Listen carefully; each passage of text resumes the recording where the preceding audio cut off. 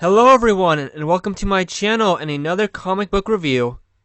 This video is on World's Finest Comics, issue 3. This issue released September 1941. The cover shows Superman, Batman, and Robin playing baseball together, smiling, and we see other characters that will be in the book, like Zatara. The most important thing about this comic is that it has the very first appearance of the Batman villain, the Scarecrow. Now, is it a good first appearance for a supervillain? Well, let's see. There are 11 stories under the cover, but I'm only going to talk about 6 because they are about modern DC heroes, or they are interesting enough for me to talk about. The very first story, and yes, doing this comic review, I'm going to talk about all the stories in here that interests me, not just Scarecrow's first appearance. The very first story is called Superman, The Case of the Death Express. The story was written by Jerry Siegel and penciled/inked by Lo Nowak. It opens with Superman helping people out of a train crash. The rails were malfunctioning. Superman then returns as Clark Kent and finds sections of the track were deliberately removed. Before he can do anything, two men find him and literally throw him out of the area. I like how after he was thrown out, Clark goes back to the office all mad at the guys and will get revenge on them by writing an article like he doesn't have superpowers. He tells his boss Perry White, and when other train accidents happen, he runs Kent's story on the sabotage. The lawyer for the train company that all these accidents are happening to, Grant Douglas, comes to the paper and complains to Mr. White about the article dropping the company's stock price. The company is named Garth and Cowles Railroad. Superman follows the lawyer back and sees that the rails have been purposefully messed with, and they hire a private investigator called Sparky Waters. Superman carries Sparky's car away to talk to each other about working to find the culprit. You'd think there could have been an easier, less intense way to talk to Sparky, Superman? Especially since he leaves his car on the roof. Superman is pointed to the Butch Fletcher mob by Sparky, and when Superman arrives, he basically hears them admit to the whole thing, so he barges in, but the crew run into the other room and use a deadly gas to trap and defeat Superman. The thugs walk back in when it's safe, and Superman easily beats them all because he held his breath. But I don't think that poison gas would have killed him either. All is revealed when a thug is questioned about how they knew that Superman was coming, and he says Sparky Waters told them. Sparky knows who the big boss is, and tells him where the next train accident will happen. Also, are you seeing this? Superman is threatening this guy with poison gas if he doesn't talk. Jeez. Superman then goes and stops the train bridge from falling long enough for the train itself to pass over. Yes, in this story, we actually see Superman literally stronger than a locomotive.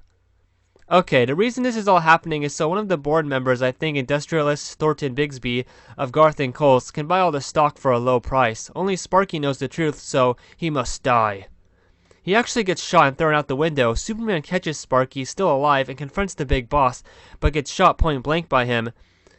And you turn the page, and it's like, yeah, it's a comical scene as Superman is literally bulletproof and reveals that he knows and Sparky will testify against him.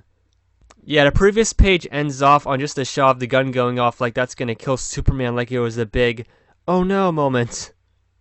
Okay.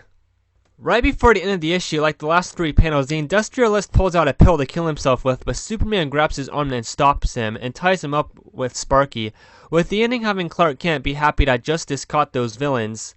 Yeah, that was a surprise ending. I did not expect it to get super dark like that quickly. Also, I guess that guy would rather kill himself than go to jail for 10 years. I don't know what was up with that. Some things about this story. Superman only has super strength, flight, and invulnerability, but I like how when he's Clark Kent, he isn't a perfect nice guy. He gets annoyed, and as Superman, he does some non-perfect Boy Scout things, like leave a guy's car on the roof, obviously. And yeah, there is no supervillain in this story, but in the Golden Age, there usually was, and I think that's why most people can't stand reading Golden Age comic books. I'm one of those weirdos who actually can. The next story, The Crimson Avenger, The Adventure of the Uncut Diamonds. This story was written by Jack Leety and art by Paul Norris.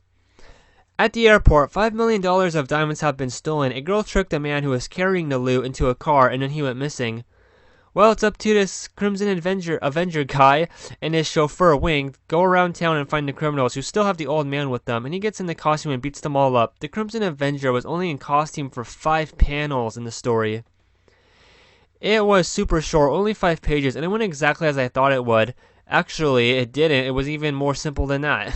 I've never read a Crimson Avenger story before, but I guess I have now, and that's all I have to say about it. And now, here's a story about a character some of you know about, Zatara, Zatanna's father. The story is called Zatara, Magic Casts Its Vote. This is written by Gardner Fox and drawn by Joseph Solman. A racketeer named Big Elmo, yes, his name is Elmo, like the red monster from Sesame Street, anyway, is threatening people to not work so his friend can become mayor, making the current city production go down with the current mayor will do that. To find out more about this, Zatara gets a job as a mechanic. While doing that, Big Elmo's goons try to kill him for working. And the thugs attack him at his house as well, or at least try to. Zatara uses his spells like crazy throughout the story, and they work with just him saying something backwards, and there seems to be no limit on what he can do. Like, he makes a bush basically talk, pretend it's alive. And the spells are exactly how they are in modern day, where he just says something backwards, except what he says is very simple. Like, wall talk or candy, be candy, and something will happen.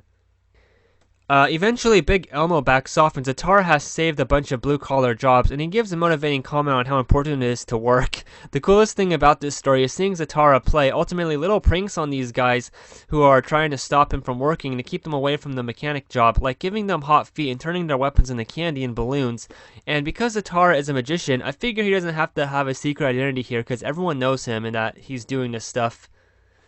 Some of his spells are said out loud just cuz, like when he says be candy, well, that refers to the dynamite this thug has in his hands. Zatara is not going to be turning that guy into a gingerbread man, I don't know. But yeah, his spells aren't really that specific for a reader, but in the next panel they happen, so I guess it doesn't matter that much. Overall, again, it was a okay, fun story. The first Zatara solo story I've ever read. There's no mention of his daughter or any supervillain he fights. If he even has a daughter at this moment, I don't know, or of any other hero in the universe, and he just wears a blue suit, sometimes a top hat, not really his iconic look, but he is still a good doer. The end has me a bit confused. Zatara stretches out his arm to super length to grab Big Elmo when he's running away, but then Zatara says Big Elmo was just imagining it, so I guess maybe Zatara secretly wants to have a little bit of a secret identity. I don't know what that's about, or maybe he was hallucinating, or can Zatara even physically manipulate his body like that with his spells? That's a little bit confusing to me. I mean, look how it's drawn in the third panel. It's clearly he looks like Mr. Fantastic or something. Anyway, this story was entertaining enough. Next is The Sandman. Yes, there was a DC comic property superhero called The Sandman before the Spider-Man villain. This story is called Crime Visits the Opera. It was made by Craig Flessel and Chad Grothkopf. The Sandman, aka Wesley Doddsman. No, his last name is just Dodds, so Wesley Dodds. Sorry about that. He goes to his friend Carla's opening opera concert while performing. All the men boo her when she's on stage, and she later reveals that it happened because she refused to pay a gangster who rackets money from performers if they don't pay him $100. He has men in the audience boo the performer, and tonight they just happen to boo her. The Sandman follows the hoodlums later to their hideout. Sandman discovers it was the manager of the opera house who devised the whole scheme to get more money. Now, this is the second most memorable story in this comic book, I think. Not only does Sandman have a cool costume, but the fact that the manager was behind it all was actually a true surprise for me. I don't know why I didn't see it coming. The Sandman reminds me a lot of Batman as well. He uses a grapple hook to traverse the city. He has a cape, secret identity. He takes on low-level crime compared to other big heroes. Again, this was the first full story I read about the guy. I think it was cool that he had a grapple hook and had an arrow he shot out like a bullet that, as you see here, hits a guy's gun right out of his hand. So, that's all I have to say about that, though. The next one, wow, we're over 9 minutes in the video, is called The King, The Case of the Counterfeit Tickets. I had never heard of this character before. This story was also written by Gardner Fox and drawn by Harry Lampert.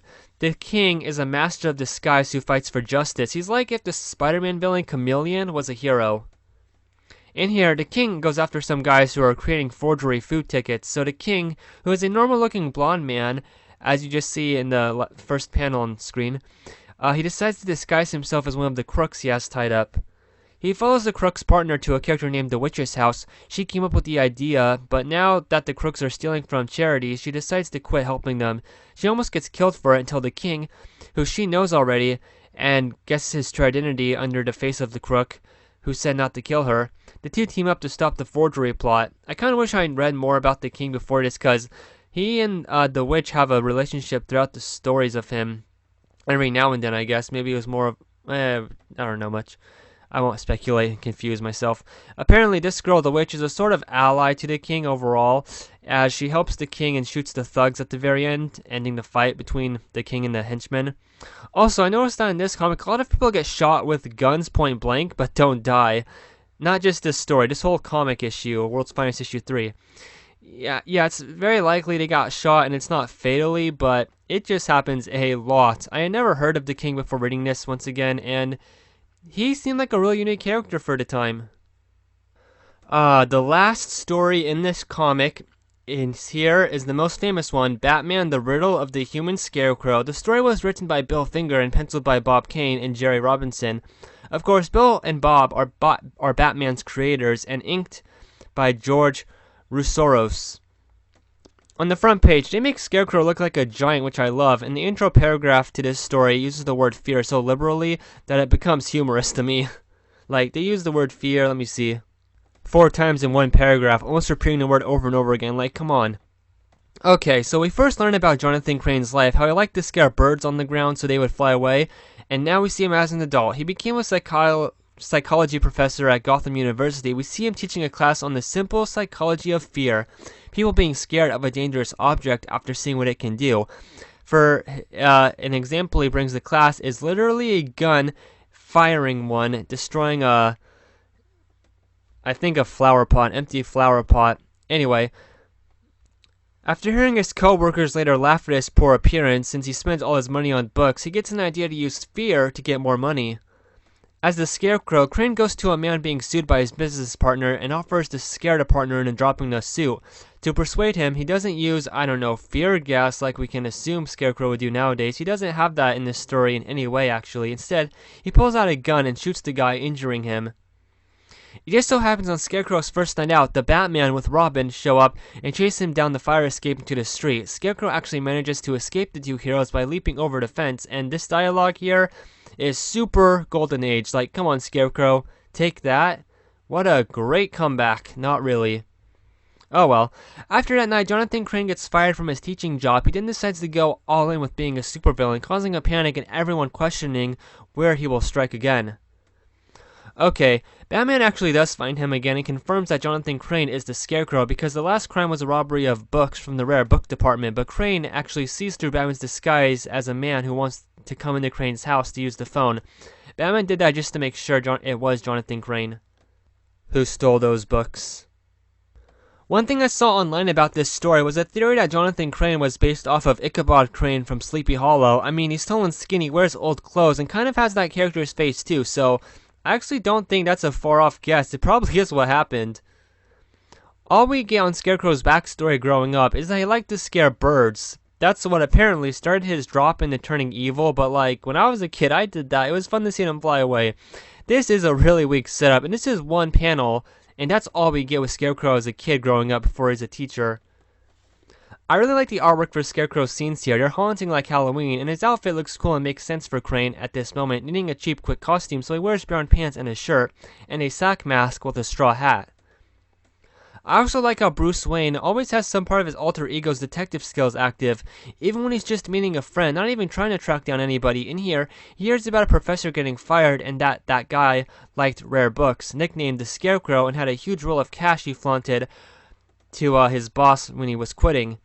Actually, Jonathan Crane naming himself the Scarecrow and attacking people close by, you think people making that would make that connection since he was teased, called a Scarecrow at work, that it would be more common and faster to click together that, hey, we call this guy the Scarecrow, someone calling himself the Scarecrow committing crimes.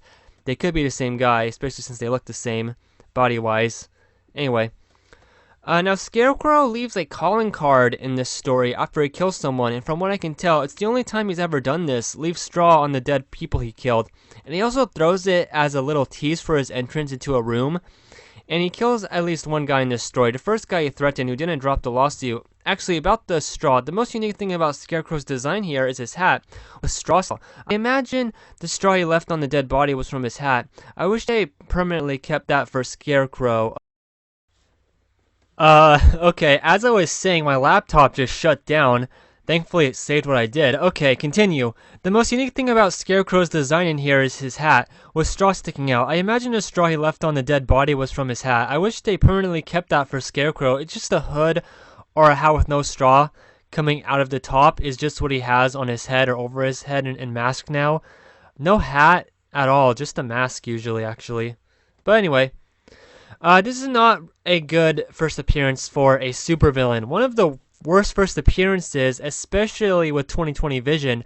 All Scarecrow has here is a costume that makes him look like a scarecrow, like an actual scarecrow that farmers put up to scare away crows, and a gun. His psychology about fear amounts to people being afraid of getting shot with a gun. No, duh, people don't want to get shot by a maniac. No wonder he was fired from his job.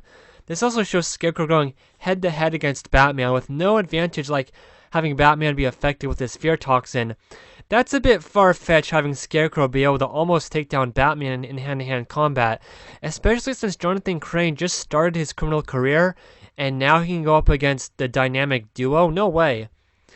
Him escaping into the night with his grasshopper leaps, okay, I guess I can expand my disbelief enough for that, but to fight hand-to-hand and almost win with Batman, saying that Scarecrow gave him the fight of his career, at least the last panel teases Scarecrow's return, and he actually did return less than 2 years later. I think it was more like a year and a half later. I said I liked Scarecrow's costume, and the art and the rest of the story is great as well. It's all clear and easy to understand. These two panels were a bit confusing for me, with Scarecrow just sliding across the table, and Batman ran around it just as fast so that he can sock Scarecrow in the face. I guess that's what happened here, but anyway. And look at how tall Scarecrow looks here. As tall as a tree. Very creepy. I love that panel. For the story, I like how some funny, dumb, normal person things happen to their villain. Like getting hit in the head with a swinging seat, which accidentally happened. It wasn't planned to stop Scarecrow from shooting Robin. It just happened randomly. And also the moment of Crane getting annoyed that some stranger just comes to his house wanting to use his phone. And those are my thoughts on the first appearance of Scarecrow. The reason this comic issue is well known by Batman fans. A Scarecrow story that really had no frights or any chemicals for fear toxin or anything else. Also, look at the first guy. Scarecrow shows himself too. The guy is just shaking while looking at Scarecrow. His costume isn't that strange, and the villain isn't carrying anything on him like a scythe or a gun right now. People say Scarecrow doesn't have a lot of great stories. I don't know if that's true. I never made my own top 5 best Scarecrow stories video on my second channel, but this is definitely not a good one. Maybe they could have made Scarecrow a scary ex-con who just got released but is terrorizing the city again, almost like a Victor Zsasz and Scarecrow mashup at the time, which I know Victor Zsasz wasn't created until the 80s, I think, but anyway. And I know I say that, and if we didn't get the goofy sort of lame Scarecrow here, we wouldn't have progressed to the Scarecrow that I love that we have today. Alright, I will digress for now. The biggest overall thing about this comic book is there is no crossover whatsoever in any story here. These characters may not be in the same universe at this time. I wonder if people bought this on the shelf and were disappointed when there is no Superman, Batman, and Robin team up. I know a year before this issue came out, the JSA Justice Society premiered, but for these heroes, no team-up happened until 1952. Anyway, thank you all for watching this video. Happy Halloween 2024 for the Scarecrow's first appearance, and have a good night.